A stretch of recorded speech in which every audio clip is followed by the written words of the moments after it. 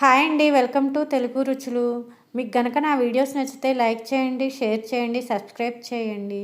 ఈరోజు మనం సింపుల్‌గా పన్నీర్ రైస్ ఎలా తయారు చేయాలో చూద్దామండి. ఫస్ట్ స్టవ్ మీద ఒక కడాయి పెట్టుకొని 2 స్పూన్స్ ఆయిల్ వేసుకొని దాంట్లో 1 స్పూన్ కారం, 1 స్పూన్ సాల్ట్, 1 స్పూన్ పసుపు వేసుకొని బాగా మిక్స్ చేయాలండి. ఇదంతా మిక్స్ అయిన తర్వాత మనం ఆల్రెడీ కట్ చేసి పెట్టుకున్నటువంటి పన్నీర్ ముక్కలన్నిటినీ కూడా ఈ ఆయిల్‌లో వేసుకొని బాగా వేయించుకోవాలండి. ఈ మసాలాలంతా కూడా బాగా పట్టే విధంగా ఈ పన్నీర్ ముక్కలన్నిటినీ కూడా వేయించుకోవాలండి. ఈ ప్రాసెస్ అంతా కూడా సిమ్‌లోనే జరగాలి.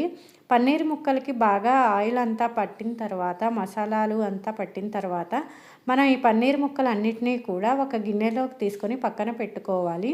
తర్వాత మన దగ్గర ఉన్న వెజిటబుల్స్ ఏముంటే అవి మొత్తం కట్ చేసి ఒక ప్లేట్‌లో పక్కన పెట్టుకొని, తర్వాత వేరే కళాయి పెట్టుకొని దాంట్లో 2 స్పూన్స్ ఆయిల్ వేసి, ఆయిల్ కాగిన తర్వాత మనం ఆల్రెడీ కట్ చేసి పెట్టుకున్నటువంటి ఆనియన్స్ ముక్కలన్నిటినీ కూడా వేసి బాగా వేయించుకోవాలి. అలాగనే 2 పచ్చిమిర్చిని కూడా వేసి బాగా వేయించుకోవాలి. ఆనియన్స్‌లో కొంచెం సాల్ట్ వేస్తే ఆనియన్స్ తొందరగా మగ్గుతాయి. కాబట్టి కొంచెం సాల్ట్ వేసి ఆనియన్స్‌ని మగ్గించుకోవాలి.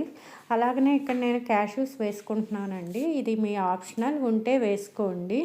ఇలా వేసుకొని వీటన్నిటిని కూడా కలిసే విధంగా కలుపుకొని దీంట్లో కొంచెం పసుపు కూడా వేసుకొని కలుపుకోవాలండి. ఇలా పసుపు కూడా వేసుకొని కలిపిన తర్వాత మనం ఆల్రెడీ కట్ చేసి పెట్టుకున్నటువంటి వెజిటేబుల్స్ని వీటిల్లో వేసుకోవాలండి. నేను ఇక్కడ ఫస్ట్ క్యాప్సికమ్ వేసుకుంటున్నాను. వేసుకొని బాగా కలుపుకోవాలండి. ఇది కొంచెం కలిసిన తర్వాత క్యారెట్ ముక్కలు కూడా వేసుకొని బాగా కలుపుకోవాలి.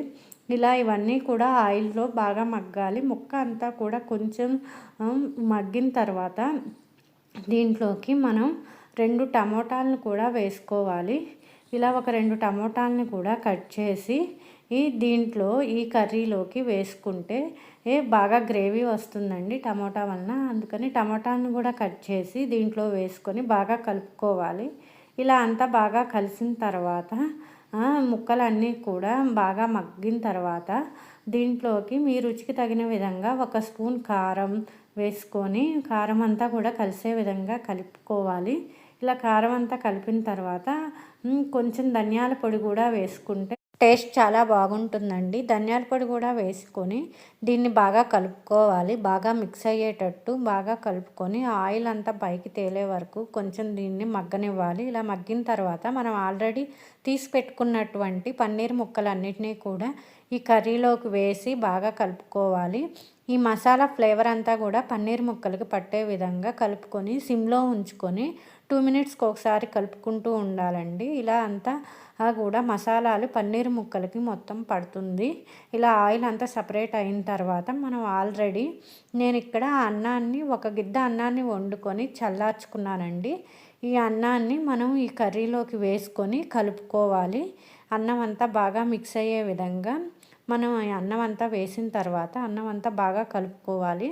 ఇలా అంతా మిక్స్ అయ్యేటట్టు బాగా కలుపుకొని దీంట్లో మీ టేస్ట్‌కు తగ్గట్టుగా ఉప్పు సరిపోయిందా లేదా ఉప్పు, కారం టెస్ట్ చేసుకోవాలి. టెస్ట్ చేసుకున్న తర్వాత మనం దగ్గర ఉన్నటువంటి కొత్తిమీరతో కానీ, కరివేపాకుతో కానీ ఈ రైస్‌ని గార్నిష్ చేసుకోవాలి. అంతేనండి, చాలా బాగుంటుంది. పిల్లలు కూడా చాలా ఇష్టపడతారు. మీరు ఒకసారి ట్రై చేయండి.